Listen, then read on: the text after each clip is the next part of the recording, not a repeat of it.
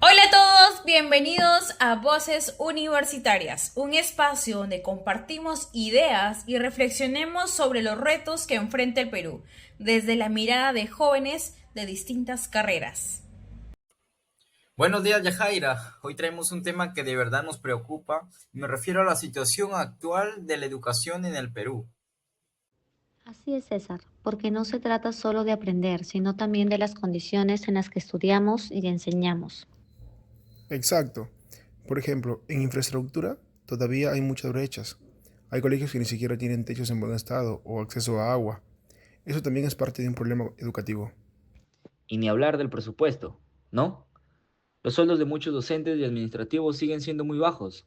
Es difícil exigir calidad educativa si no se invierte lo suficiente. Totalmente de acuerdo.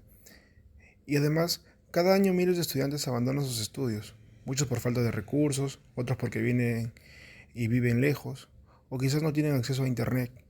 Sí, y eso tiene un impacto emocional fuerte. Cuando un joven deja de estudiar, no solo pierde oportunidades, también se frustra, y lo peor que son problemas que se repiten generación tras generación. Y porque si fuera poco, también está el tema de la desmotivación. Docentes, sobre todo el nivel superior, muchos jóvenes ya no eligen esa carrera porque sienten que no valoran su esfuerzo.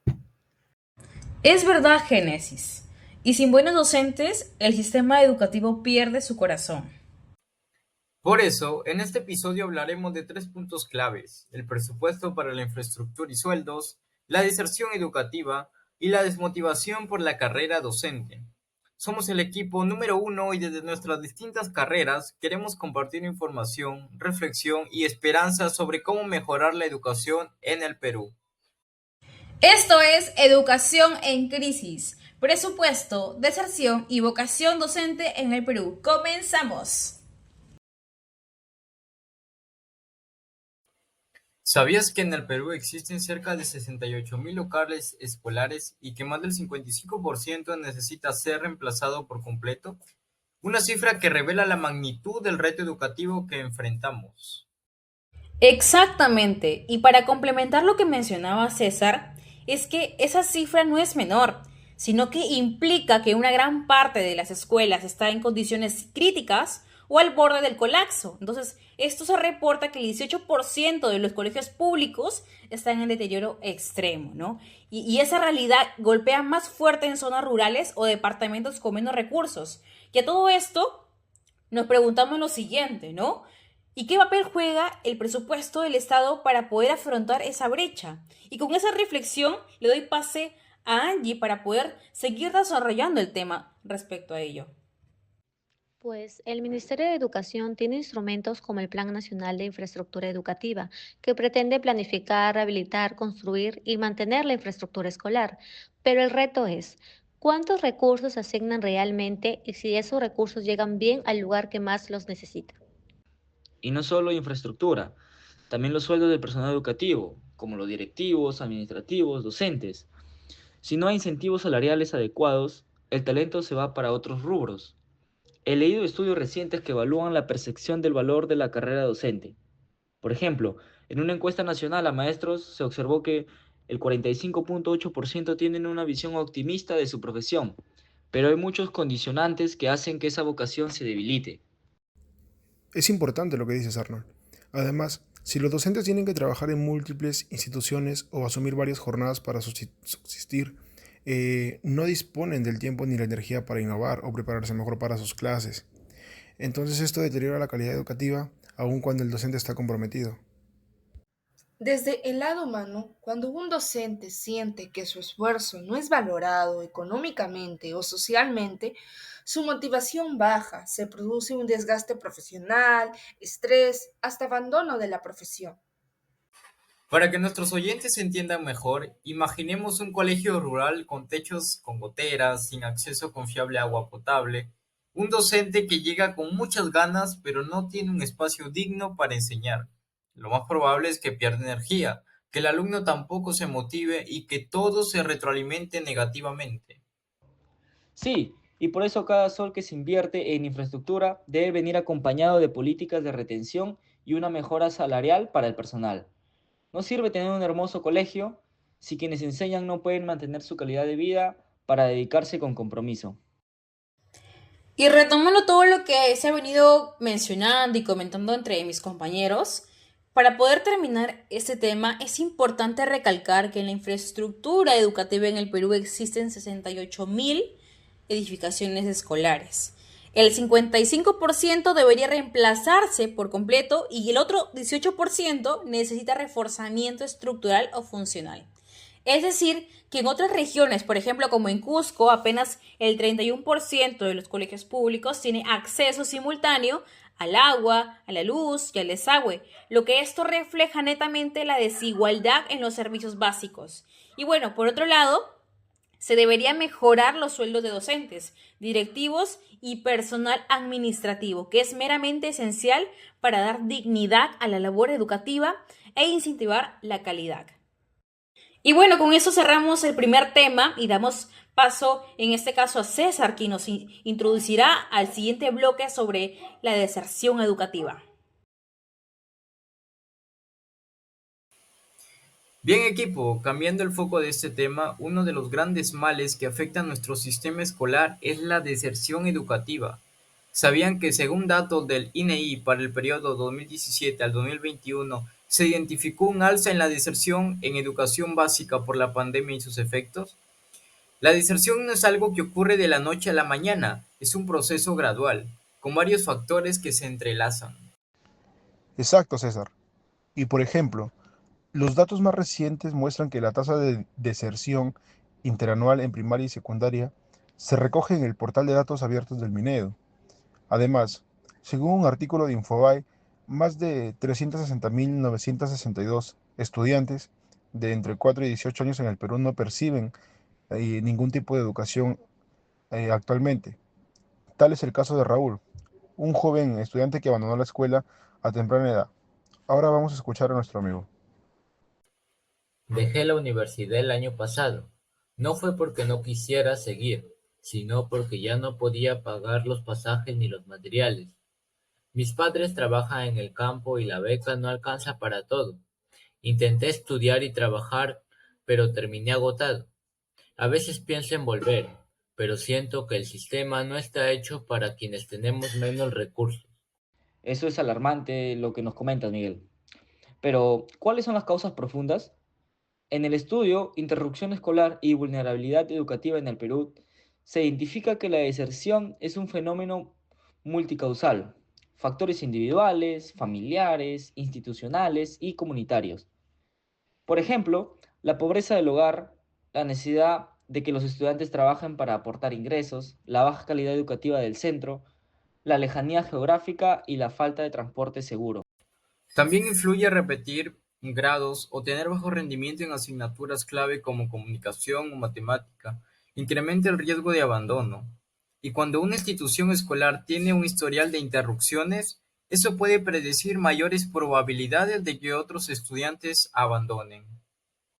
Desde el lado psicológico, temas como la falta de motivación, baja autoestima, presión familiar, situación emocional inestable pueden afectar.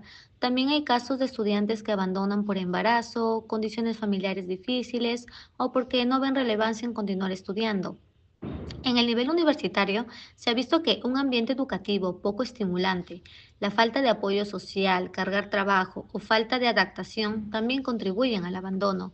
¿Y qué consecuencias trae esa deserción? Y en relación a todo lo que se ha venido comentando entre compañeros, primero, socialmente se genera inequidad. ¿Qué quiere decir esto? Que quienes abandonan tienen menos posibilidades de empleo formal, ingresos bajos y exclusión. Muy aparte de ello, en lo económico, cada año adicional de escolaridad se correlaciona con mejores ingresos futuros. Así que cuando se interrumpe la educación, se pierde capital humano para el país. O sea, que si no atendemos las causas de la deserción, estamos dejando fuera una generación. Todos los temas que vimos antes, la infraestructura, los sueldos, terminan influyendo esto también.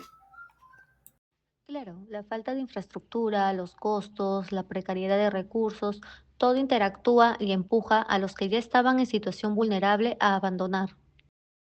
Y bueno, para darles un resumen de todo lo que se ha venido comentando sobre este segundo bloque, decimos que la deserción educativa en el Perú afecta desde primaria hasta el nivel superior. Sus causas son múltiples, económicas, institucionales y personales. Y sus consecuencias pesan en lo social, en lo económico y en los derechos fundamentales. Y justamente a partir de esto, en el próximo segmento abordaremos un punto muy clave, la desmotivación por la carrera docente a nivel superior. Ya que hablamos de infraestructura y deserción, hay otro punto que completa el panorama, la desmotivación por la carrera docente, especialmente en la educación superior. Y es que si los docentes pierden interés o vocación, eso repercute directamente en la calidad educativa y por lo tanto también en la deserción de los estudiantes. Todo está conectado.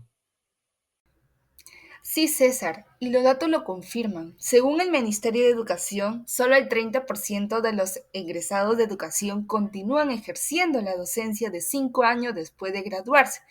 Los estudios recientes mencionan que los bajos sueldos y la falta de reconocimiento profesional y las limitadas oportunidades de desarrollo académico son las principales causas de la desmotivación.